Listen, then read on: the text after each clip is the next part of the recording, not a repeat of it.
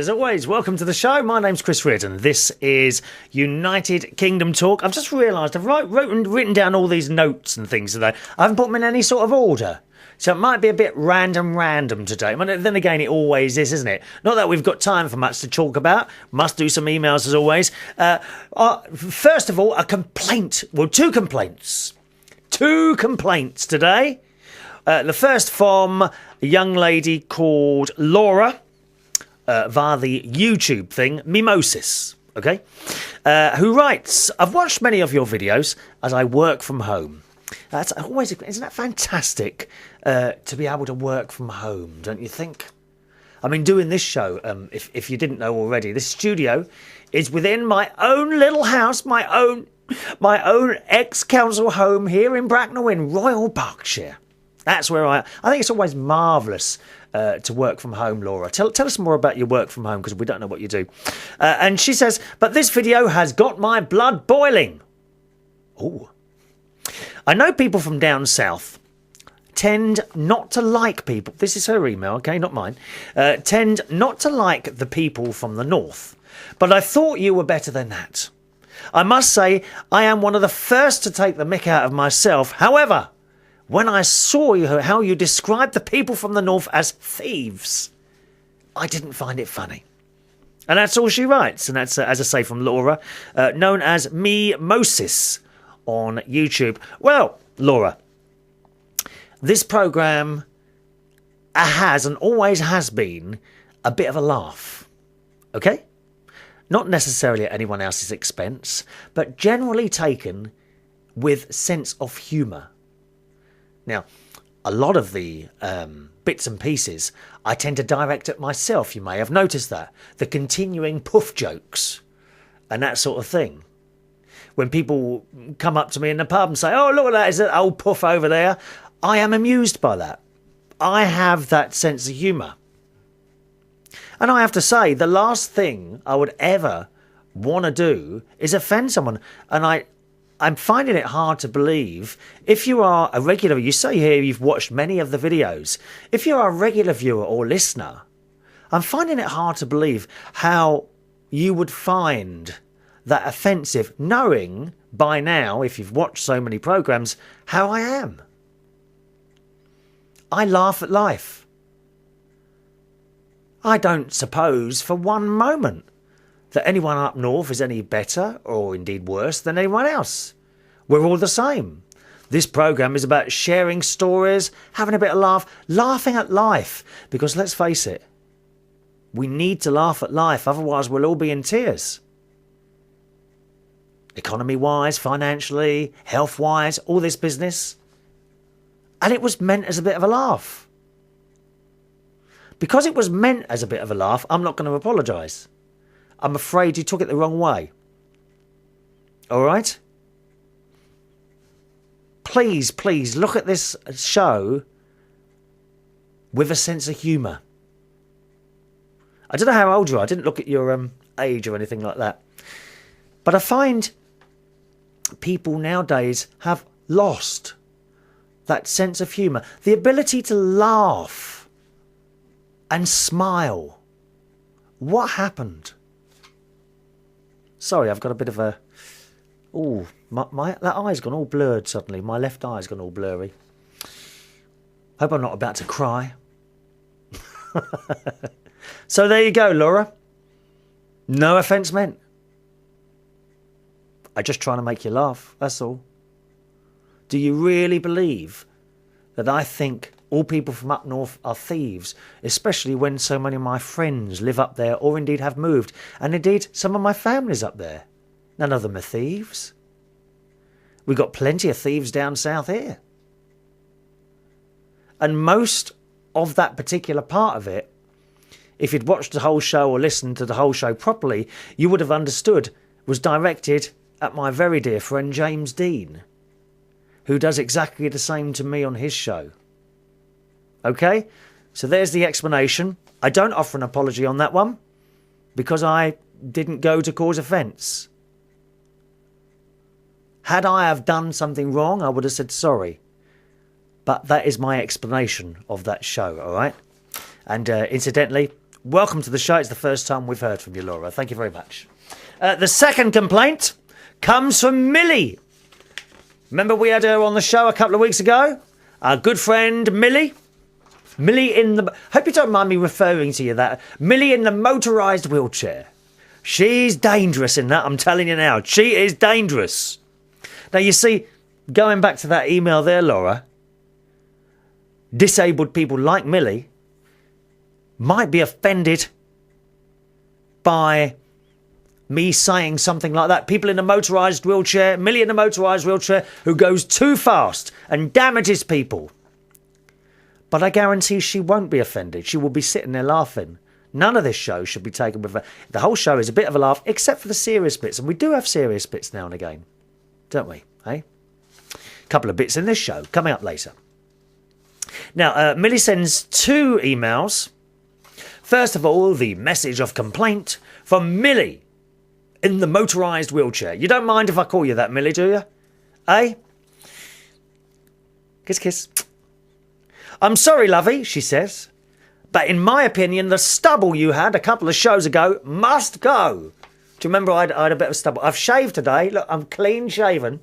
And those of you watching on YouTube may notice I've moved the camera a bit further back. I just wanted to see how far back we can actually get that camera. Because when I eventually have the studio decorated, I had intended to move so that the window is facing me. The thing is, there would not then be this lovely big wall behind me to put all the little things that you send in.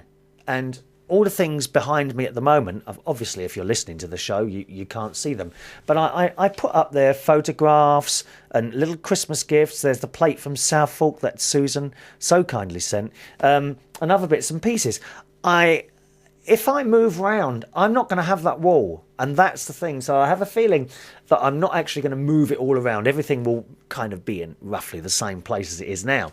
And that's a general idea. Because, I mean, at the end of the day, if you take the time and effort to send things in at your expense, I know how much money you're putting on those postage stamps. I do look, and I'm astounded sometimes that you find the time and effort to send such lovely things in. But I want to display them on the wall behind me. So I have a feeling it will stay as it is. What I don't know what I'm going to do with that back wall. As I say, we've got pictures up there, plates. There's sometimes I put a letter up there. There's a letter from Matty from Tasmania on the wall. We've got the mirror ball, of course. The Union Jack just on the right-hand side of the picture there. And some maps and things like that. What do you... I don't know what... I mean, obviously I want those little bits still on the wall there.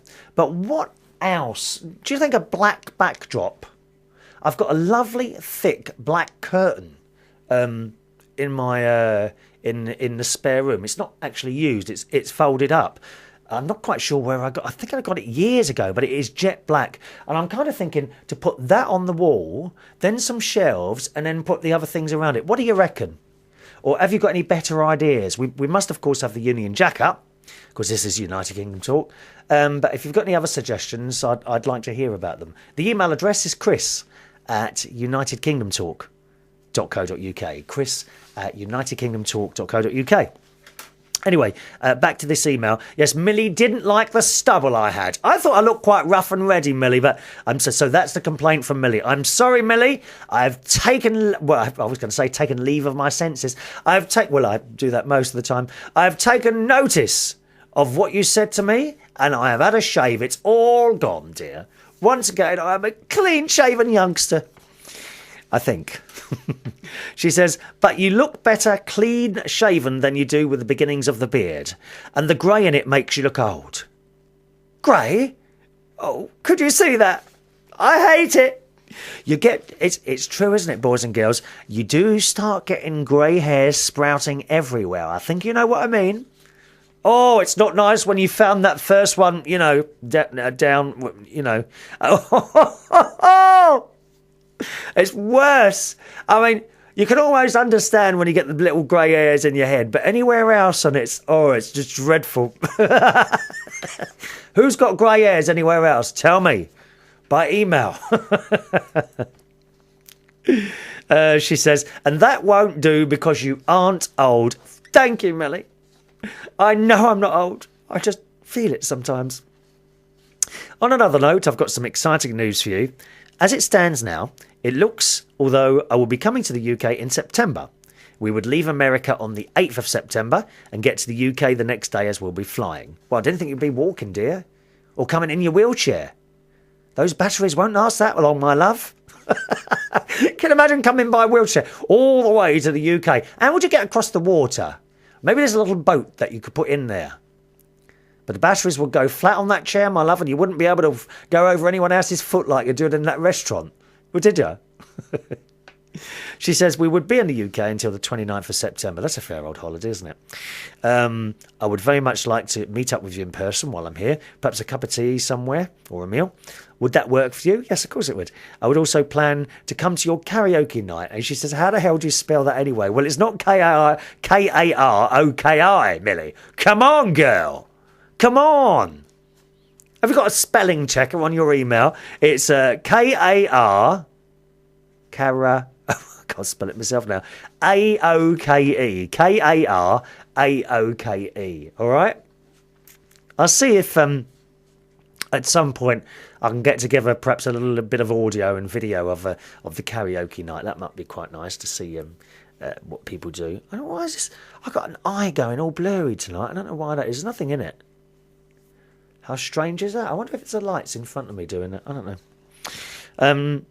She says, I'd like to come to your karaoke night at Blush's. Yes, I do a karaoke night if you're ever in London and you'd like to come along to that. It's at Blush's Bar in Hammersmith, very near Hammersmith Tube, almost on top of Hammersmith Tube Station. And that's every Monday from 9 o'clock until midnight, unless there is football on, in which case, because we have the big football screens in there, unless, of course, there's football on, in which case we wait until after the football and then we start the karaoke, and we usually carry it on a bit later than that. All right, so it's Blush's every Monday night, free of charge, free entry, okay? Every Monday night, Blush's in Hammersmith, 9 p.m. till 12 midnight, or a bit later. We might start if there's any football. So thanks for that, Millie. Yes, it'd be lovely to see you, my darling. And have a cup of tea and what have you. Cup of tar. Oh, talking of tea, look what someone sent me. This is from Ivona in Slovakia, and she sent me a Christmas gift. And it's a little pot. It's little teapot and a cup and a saucer. Lovely little flowers picture. And the teapot, can you hear that? And the teapot actually sits on top of the cup. How camp is that? So thank you for that. That's from Ivona in Slovakia. She sent me this for my birthday. How kind that some people would send such things. Because, again, you know, I'm fully aware that people in Slovakia certainly don't have what we have here in the UK or you guys in America or Australia. You know, it's a reasonably... they're not backward at all, but it's the money's not so free-flowing. So thank you so much for this. And she also sent me, to go with it, this little egg. It's like an egg, okay, made out of china. All right, listen. Can you hear it? Okay, it's china. And it opens up, and I guess, I don't know, you put things in it. I don't know what you put in that, actually. What do you put in that little egg? It opens up, so you got... And it's got 3 little feet at the bottom. Once again, it's a white colour, all painted with little flowers and things. It's such nice little things. You see how that opens like that? Look. It's got like a gold rim around it. Beautiful little thing. And she also sent me, I think she sent me this because she knows I'm Catholic, another egg. I don't think it opens or anything like that, but it sits on its stand, like, okay, and it's black, and on one side it's got the Holy Cross, and on the other side a picture of Mary and Jesus. And that's another lovely little thing there, and I shall put those downstairs for now, and at some point, as I say, when we've been redecorated here in the studio, they'll go up there with some other bits and pieces on the shelf. So thank you very much for that, Ivona in Slovakia. What a lovely thought that you send me some things like that in a great big box. Thank you for my birthday. Millie also writes, she had the fright of her life earlier. Thanks to incompetent carers, I almost got thrown out of my hydraulic lift today. To begin with, they hooked me up to it wrong, which was corrected, but then they weren't paying attention as they should have been, and the wheels of it got caught, which resulted in me almost getting thrown out of it. Oof, dear. Don't worry, physically I'm fine, but emotionally I'm a wreck. Oh, listen, Millie, you're not the only one, dear. I've been a wreck for years. I'm an emotional wreck, Millie. We are emotional wrecks together, my love. Hope you had a better day than I have. Yeah, well, I mean, I don't know, Millie. We're emotional wrecks, darling, but I'm glad you're not hurt. I'm glad you're not hurt. You see, the thing is, Millie, I know you were upset at the time, but I bet you now, we're now at, a week or two since that happened. I bet you laugh at it now, don't you? Eh? There's a couple of things that have happened to me in the past, what was it? It was one particular thing I went to. We had these things called adventure playgrounds here in the UK in the 70s. And they were really dangerous places, to be honest. Big wooden structures and nails sticking out all over the place. Just like a rough and ready playground, really, for the children. Wouldn't be allowed now. You wouldn't find any of this sort of stuff now. And there was this great big wooden rocking thing like that.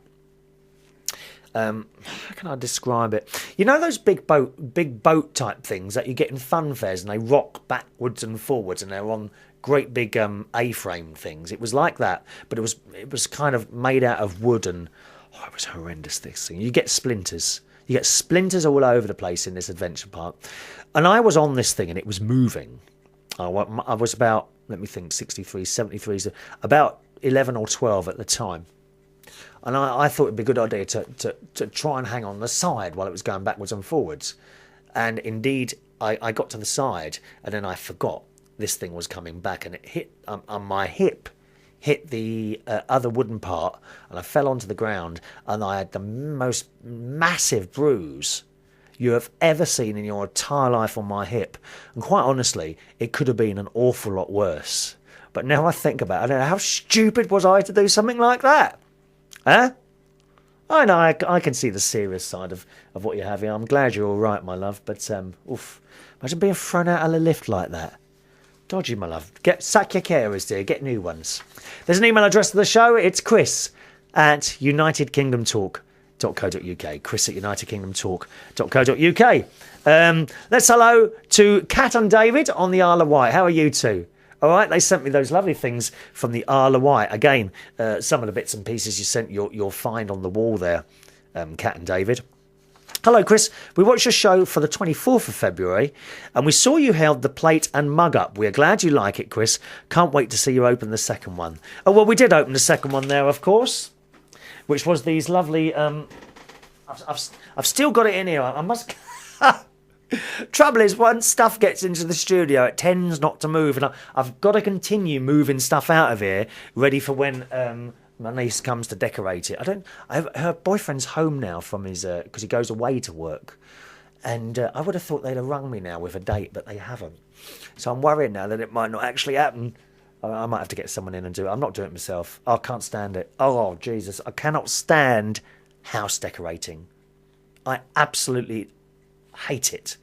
I cannot pick up a paintbrush, but I need to take all the stuff off the wall and move things. Anyway, Dave and Kat, they got me a hat and they got me tea towels and lots of lovely little bits and pieces, didn't you? So thank you for that. Here's one. Now, who does this come from? Austin in Portland, Oregon, who I haven't heard from for a long, long time now. Hello, Austin. He says, hello, Chrissy, great puff. Well, that's nice, isn't it, lovey? You're talking to me like that? What a liberty, dear. I love it. You call me what you like, my love. There's been a lot of worse emails than that come in before. Most of them you won't hear about. Did I tell you that on the other show? It was this bloke on the London radio station who's on every night. And I can't remember what the discussion was, but he said, you want to see what some of the emails that come in here and slag me off and some of the things they say, and he wouldn't dare read them on the radio. So it's not just me who gets them then. I'm pleased to say. You see, the trouble is most of these people they send a nasty email and they hide behind a computer or in forums. Now there we really do. You go to not any, but a lot of internet chat forums, and you really will see the dregs of society on there, slagging certain people off or doing this, that and the other, but not in a fun way, in a really nasty way. And I haven't got time for that. I just think it's awful and dreadful. Have you seen any? You know the sort of, don't you? And another thing, like sometimes you get these question and answer sites.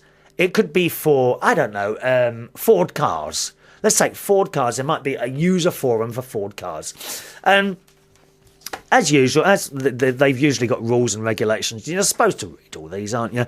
But I haven't got time to read rules and regulations, dear. And you go on there and ask the question, and someone who's been on there a long time will answer it with something like, didn't you read the rules and regulations? That answer is already there. I'm fed up answering the same questions. Well, fine.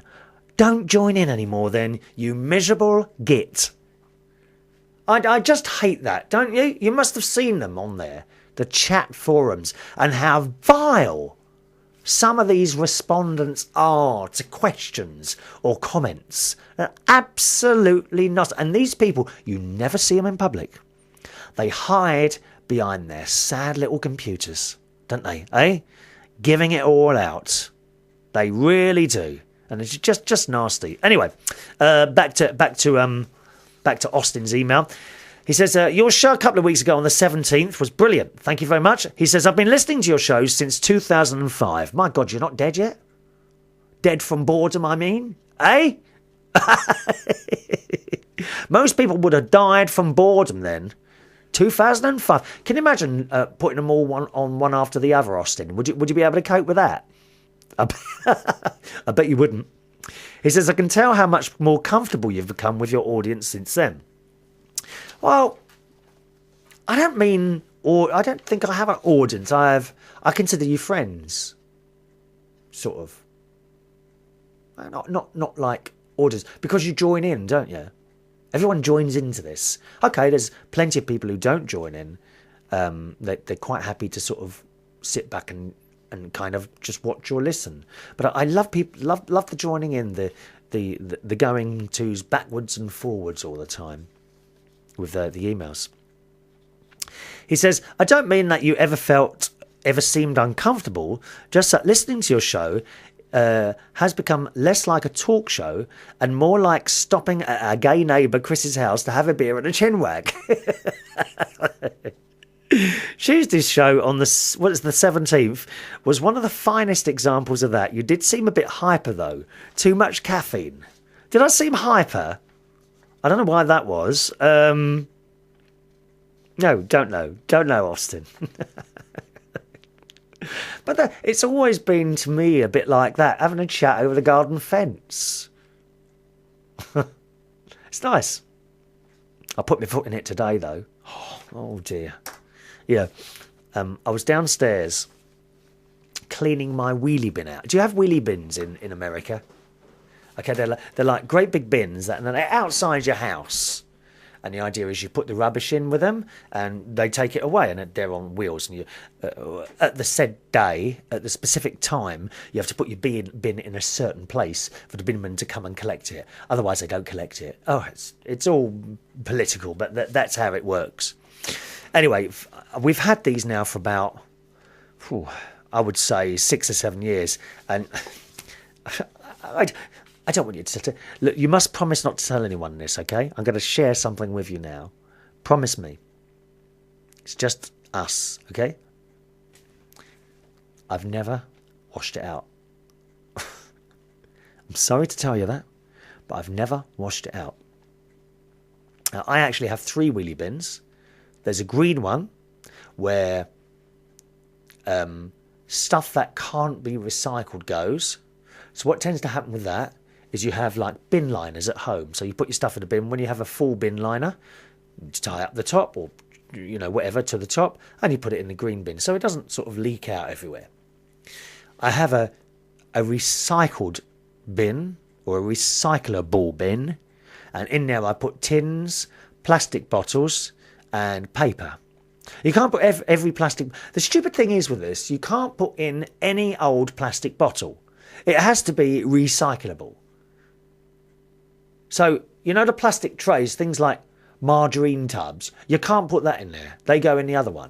It's a bit mad, isn't it, really? But apparently it's different types of plastic, although you would think they'd make it easier, wouldn't you, by making everything the same plastic? I don't know. Anyway, so that's that. And I have another green bin. I have a brown bin, which is for garden waste, stuff like grass cuttings, hedge clippings, that sort of thing. And it's the recyclable blue bin that I cleaned out.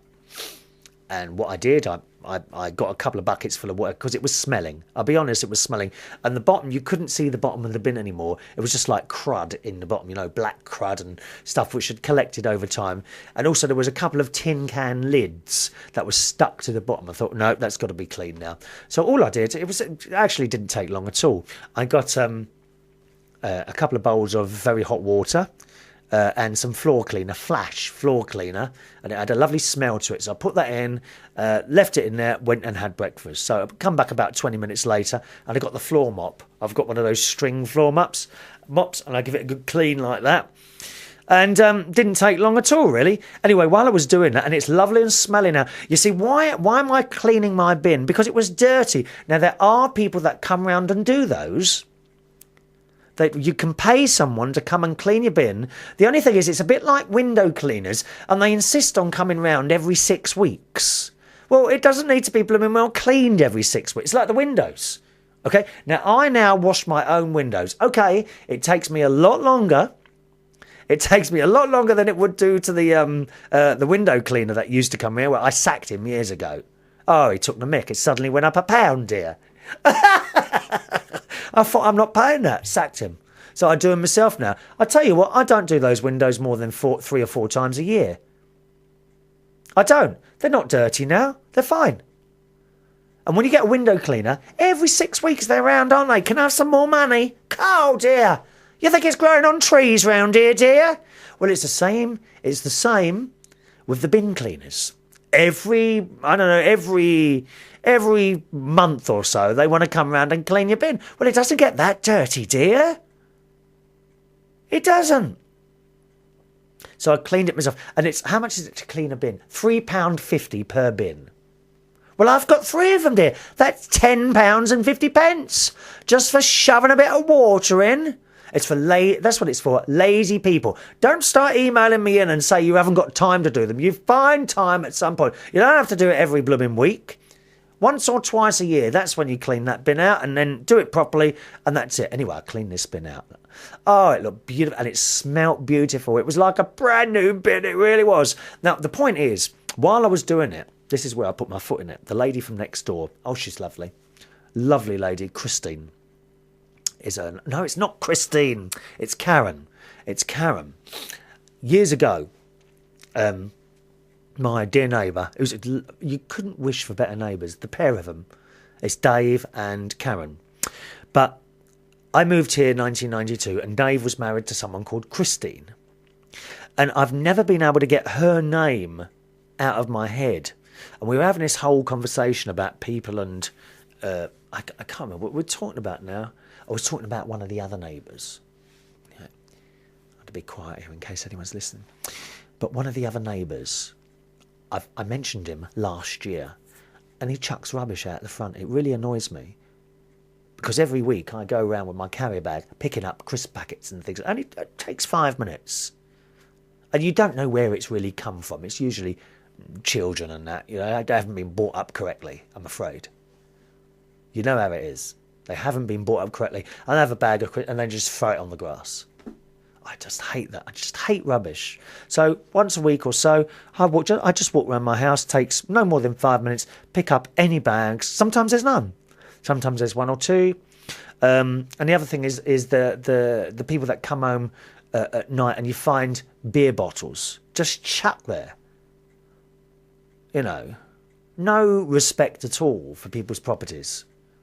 And it's not don't get me wrong, it's not my grass area. It's like a little communal area with trees and bushes and blackberry bushes and I like it to be clean, not spotless, clean, without rubbish everywhere. So I go around and pick it up. Well, that's what I was talking to Karen about. I think that because the neighbour, the bloke who chucks the rubbish out the front, he's been away for a while. I don't know where he's been, but he's not been there. Well, today I noticed that rubbish had been chucked out the front again. And the thing is, it's obvious where it's come from. And it's stupid, ridiculous. He does a lot of DIY. Do you remember I told you this months and months ago? He used to be banging at 6 or 7 o'clock in the morning, sawing something else. But he'd get the little bits of wood, and you find all these bits of wood on the grass bit in front of him where he's just chucked them. He did the same with a cigarette end. In the middle of summer last year, my life, I saw him flick a cigarette end. I said, "What are you doing?" He said, "Oh, it'll go out." I said, "This place is tinder dry. It will go up." "No, it won't." He said, "That's how fires start, because people are so stupid to do things like that." Anyway, I noticed today that there were bits of wood again. Not only that, but clearly a Hoover bag or a Hoover had been emptied onto the grass. Dirty people. Innit? It's not his wife. I know it's him. Dirty, dirty people. But why can't they put it in the bin? I found a cooker hob in that area. A cooker hob, dear. Well, I picked it up and put it in their bin, didn't I? One night when I come home late. It's not right. I did. Anyway, I was saying to Karen about that. And then we got onto the subject of neighbours and things. I said, "Well, we got good neighbours." And she says, when I first got together with Dave, that was after he split up with his wife, we were actually considering moving, like a fresh start and all that. But actually we thought about it and we decided we've got such nice neighbours here, except for that one who chucks the rubbish out the front, dear. I'm sorry to go on about it. It's not right, is it? Eh? I bet Joy wouldn't do that. Joy and Acton, my friend. You put it in the bin, don't you? And someone takes it away. And it's dealt with there. That's why we have bin people. Dirty people, aren't they, eh? Some of these people chucking their rubbish out the front. Anyway, so I'm talking to her about this. She says, "Yeah, because we got good neighbours. We got you and that." I suppose we have got good neighbours. I love these people. All 4 houses. There's 4 houses altogether. And we're all nice people.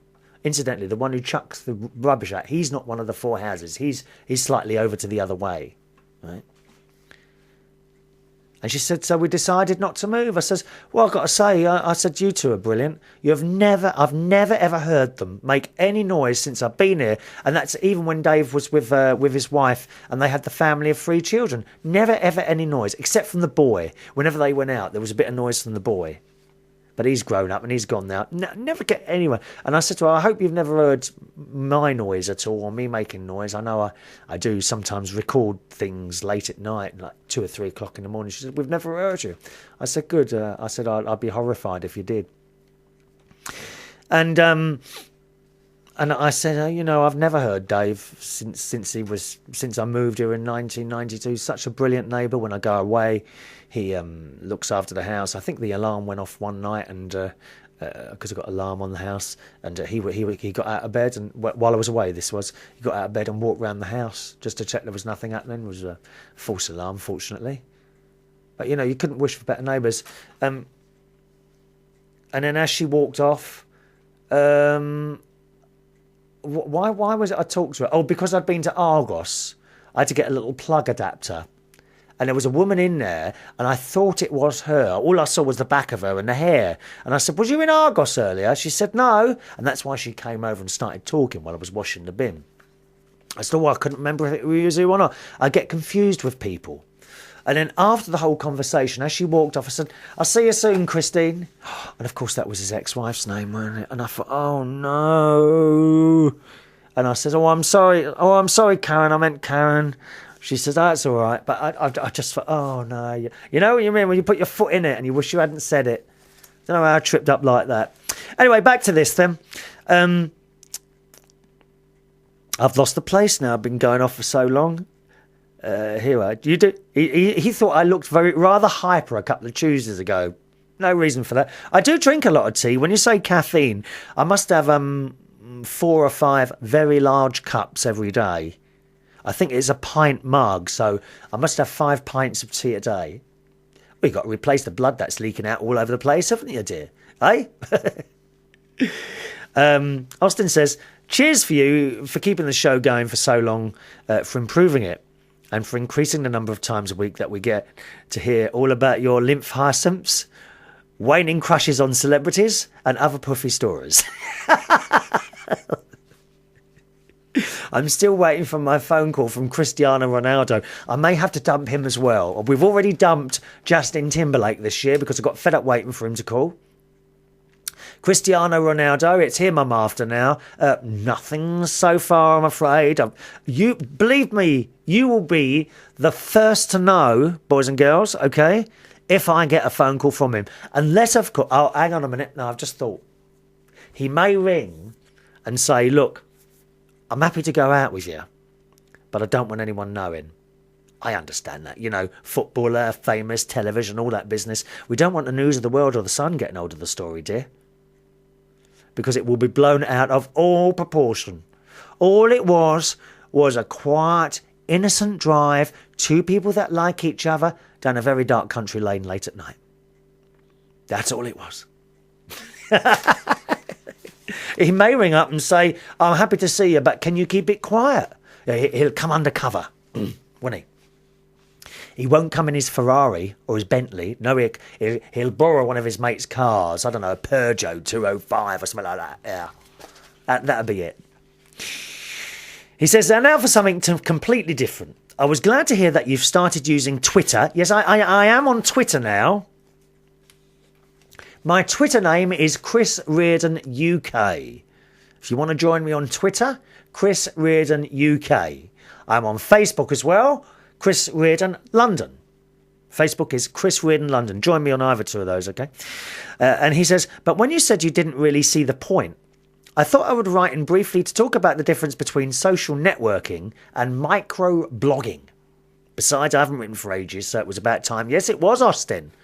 Don't think I don't forget your names. Huh?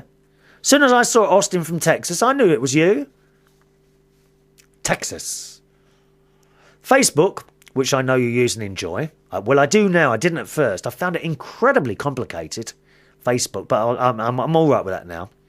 Facebook falls into the social networking category. The focus is on making information about yourself available to others, as well as browsing other people's information in order to make new friends, reconnect with old ones, or stay in touch with existing ones. As you know, this includes text, pictures, music, etc. Yeah, and I have reconnected with quite a few friends. Indeed, one old work colleague the other week actually. I used to work for BT with him. I do often put in the names of past friends and acquaintances in there to see if they're on there. I've found one or two. But it seems to me more of a younger person's thing, the Facebook. For example, I've not really found anyone from my class school on there or people my own age. There are a few more now. But I do find people my own age, like 46 or around that age, a lot of them still don't actually have a computer, believe it or not. You see, you have to understand, Austin. I don't know how old you are, Austin. You wouldn't feel the necessary terror in me anyway. But we didn't have a computer at school. There were no computers. End of story. There were no mobile phones. There were no flat screen TVs. Wow. We used to watch these science fiction programs and you'd see like monitors and things hung on the wall, wouldn't you, in these spaceships and things like that. And you used to think, I wonder if that will ever happen. My God, here we are. It's here. My dad would have a field day with all this technology now. My mum would say, oh, why do they have to change it? Mum didn't like change. Twitter, on the other hand, Austin says, is the micro-blogging category. When you described it in your last show as an internet text message service, that was actually quite accurate. It does have social networking aspects to it, but those are secondary.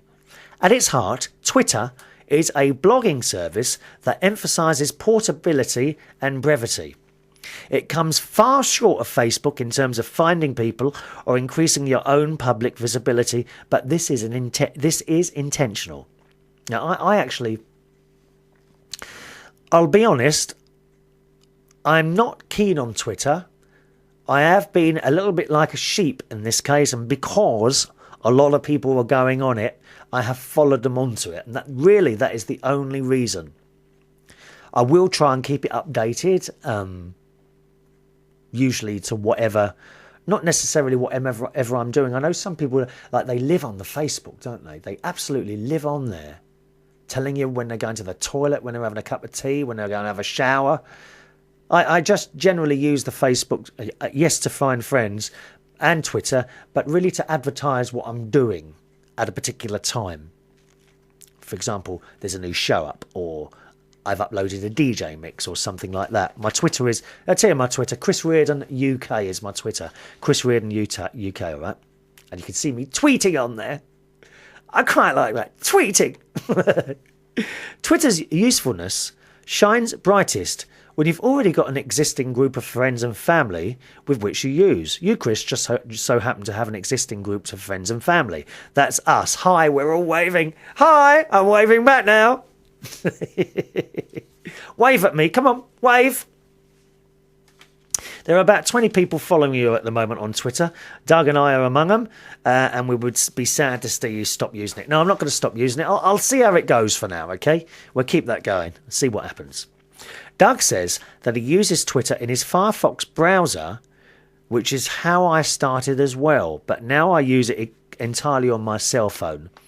Joy and Acton, I just need to explain what a browser is. A browser is this thing on the computer, on the internet, and it's kind of like that's where you find everything. It's like going to a library, walking in, and then looking around and seeing everything in there. That's what a browser does. It browses the internet for things of interest. All right, Joy? Sorry, I just have to explain that to Joy because she hates it when I start talking technical. She ain't got a clue what I'm going on about sometimes. So, Firefox. When one of the people I follow makes an update, Twitter sends it as a text message to his cell phone. Conversely, I can send text messages to Twitter to make updates. What's the point of that if we can just send each other text messages directly? He says, the difference is followers. I have 11 followers, so I don't have to send 11 text messages. I just send one to Twitter, and Twitter does the rest. Apart from that, it's really the same thing as texting. If you don't care for texting, then you probably won't care much for Twitter. And that's the thing, actually, Austin. I don't care much for texting at all. I find it a very impersonal way of communicating. I really do. You get texts from people, hi, how are you? Well, why didn't you just pick up the phone and ring? You're not talking to anyone, are you, really, when you get a text message? I just not keen on text messages at all. Never have been. I like your updates from Blip TV. Yep, this show is also on Blip TV. I think that sends a message up automatically to Twitter, doesn't it? And he says that tell me exactly when your new shows are ready for download, but I much prefer the more personal updates that come from you. Oh, such as what? I don't. Such as what? What I'm having for dinner, that sort of thing. Surely not. Really? He says, granted, we get more benefit from your updates than you do, but it could be a lot of fun. For instance, imagine this scenario. Oh my God, where is this email going now? Oh, one day you talk on your radio show about a new hyacinth stiffening cream. Now, we're talking hyacinths here, boys and girls. If you're new to the show, welcome along. But just to fill you in, I was growing hyacinths. They have now flowered and died. But the hyacinths, when the flowers came up, they limped. They went limp. They kind of just tipped over, unfortunately. Oh, do you know what? I've got to pop downstairs for a minute. Oh, damn. I absolutely have to pop downstairs for a minute. Because what am I going to do? I'll have to leave you chatting. Just a second now. Just a minute. I'll be back in a minute. Stay there and we'll get back to the story. Oh, there's something happening down there.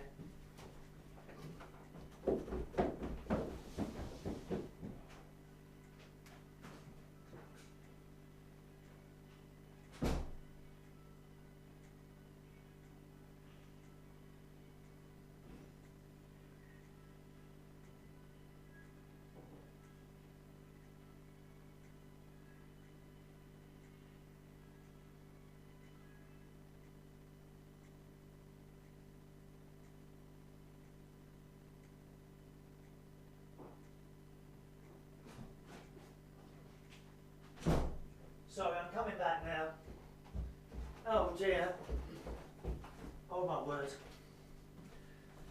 Oh, that was lucky. No, I could hear, because I haven't done my dinner yet, you see, I could hear a pinging downstairs. And the last time I forgot that, the dinner was all burnt and it's just such a waste. Sorry about that. Oh, I'm back now. Back now. Oh, worn out after running up those stairs. I put this weight on there. Did you see the weight? Oh. Anyway, that's the hyacinth story there. Sorry to leave you for a moment there. All right, do apologize. Did you miss me? Did you miss me?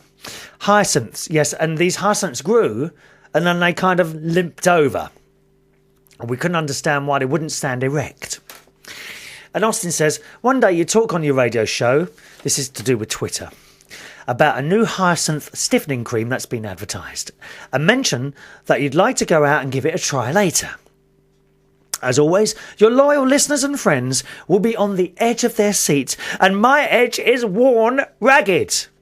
Is your edge worn out? I'd heard that actually about you, Austin. Maybe you've been using it too much, your edge. Let me tell you, wondering whether the cream will have worked will keep us on the edge. Later, in your garden, you can send a text message that says, it worked!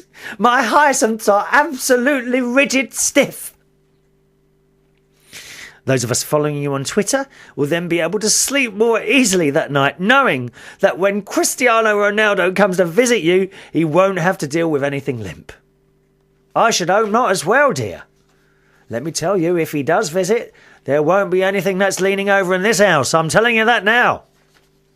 Well, I gave it my best shot. Hope you will be able to make some use of Twitter. Take care from Austin. He's in Portland, Oregon, USA.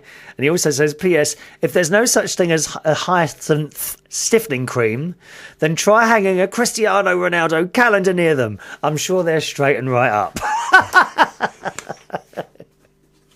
Oh, we're getting very close to that line, aren't we? Eh? We're getting very, very close to that line. Thank you, Austin. Oh, what's happening here? Have I confused my emails? No, we're okay. We're okay. Thanks for that, Austin. It's young Katie. Hello, Katie. She says, sorry we've not been emailing the show for the last few weeks. We've been busy with a few things, hun. Hun, I like that. Isn't that nice? Hun. Short for honey. Thanks for mentioning us on your show as we listened. Just let's say we're having a few problems. We've also been tired as well, but we've been online a lot now. Was not on over the weekend. We had friends round and they stayed for the weekend. Well, I hope, did they overstay their welcome? Oh, isn't that awful when you have people round and they won't go home. We go home. I want my home back, dear. She says she's got Skype. Let's see. And she wants to have a little Skype with me. Yes, we'll have to do this at some time. And she loves the singing. Carry on from Kat and Dave. Thank you, you two. That's the two on the Isle of Wight. We heard from them earlier. Didn't we have an email from them earlier there somewhere? Oh, no, I was telling you about the lovely gifts they sent, didn't we? Good.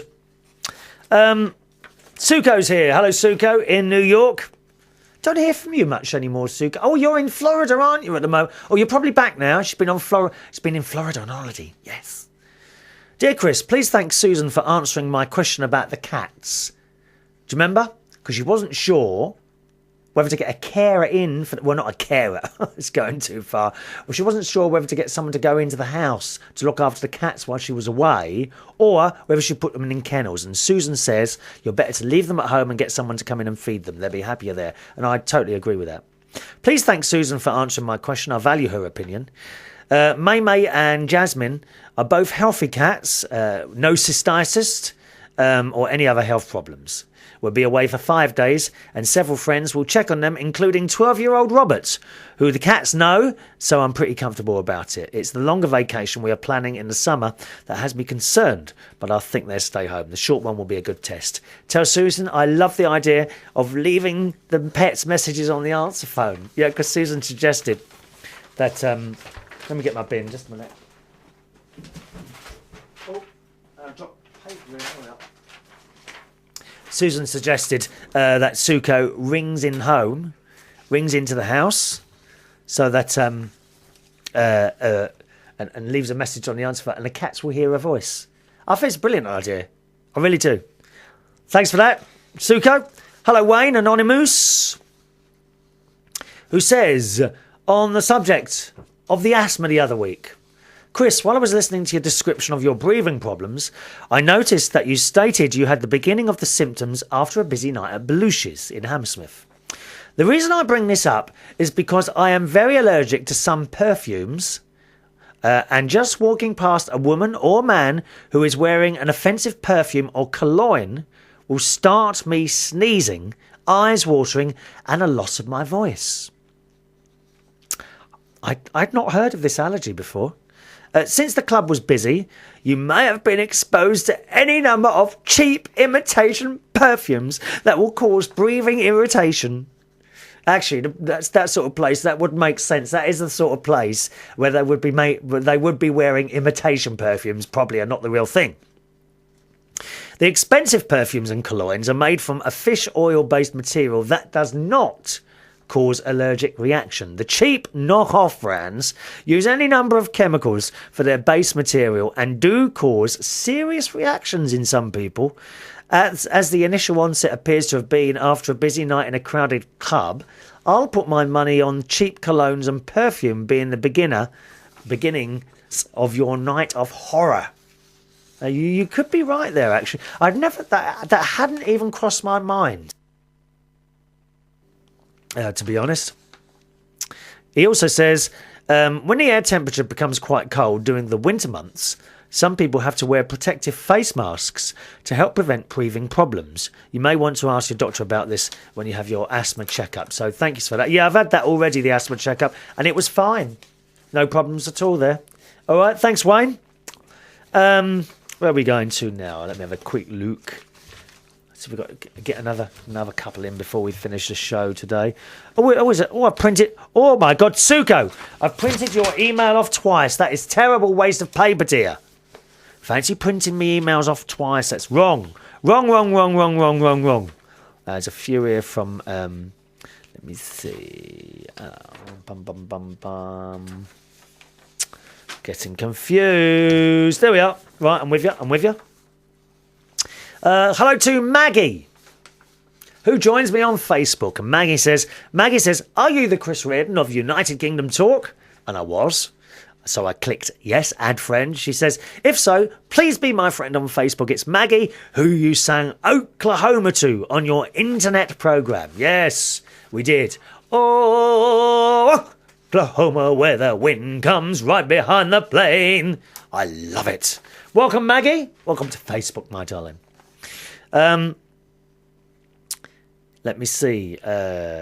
Susan, our cat lover. She writes, don't throw out those hyacinths. Plant them in your garden. They will come back up every spring. Unlike tulips, daffodils and hyacinths unlike tulips... Oh, yes, that's true. Yeah. Sorry. Unlike tulips, daffodils and hyacinths last forever. And that is exactly what I've done with my... it's not quite dead yet, but the flower's gone now. You know what I mean, don't you? Thank you, Susan, for your advice there. And talking of burying things, you might like to know that today, earlier on, I buried Tiny's ashes. I was in the supermarket, Morrison's. I don't usually go in that one. I quite like it in there, but it's a bit out of the way. And I was having one of my Morrison's fried breakfasts. Oh, it was delicious, dear. Absolutely marvellous. And while I was in, I had my breakfast, and I thought I'd do a little bit of shopping while I'm here as well. I was kind of looking around, and I found the bulb section, plants and all that business. And I don't know why, I was drawn to the little lily of the valley plants. And they weren't actually growing in trays. They were in a little plastic packet in a bit of earth, okay? So you put those, and I thought, well, that'd be quite nice. And some other purple long things. I can't remember what they were now. So I put those in my little shopping basket. And I walked around the shop, bought a few other bits and pieces, some peppers and bananas, I think. Can't remember what else I got today. Bit of cat food, that's all. And I went to the till and paid for it, and I got back here. And I thought, well, I'll put those at the front in the communial area. And then I thought, no, I'll have a look around the back. Where shall I put them? And as I got the bulbs out of the bag, I put the purple ones on the ground, and got the lily of the valley out. I put a few in the ground, and then I turned around and I thought, hang on a minute, that'd be a lovely little plant to put on Tiny's ashes. So I dug quite a deep hole, and I got Tiny's ashes out of the little wooden box. I was going to plant the whole box, and I thought, no, I'll put the ashes straight in. So I opened the box. I hadn't opened it before, and there, in that little box, was a little plastic bag full of ashes. It's tiny. I actually kissed the bag a couple of times and spoke to it. And then I emptied the bag into the hole, filled it in, and then put all these little white lily of the valleys on top, and hopefully they come up. I'll take a picture of them when they do, all right? That's it from the show today. Thanks very much for watching and listening, as always. Chris@unitedkingdomtalk.co.uk is the email address. Chris@unitedkingdomtalk.co.uk. I've only got a couple of emails left here, and then we'll be up to date at last. See you on the next show. Thanks for watching and listening. Bye-bye.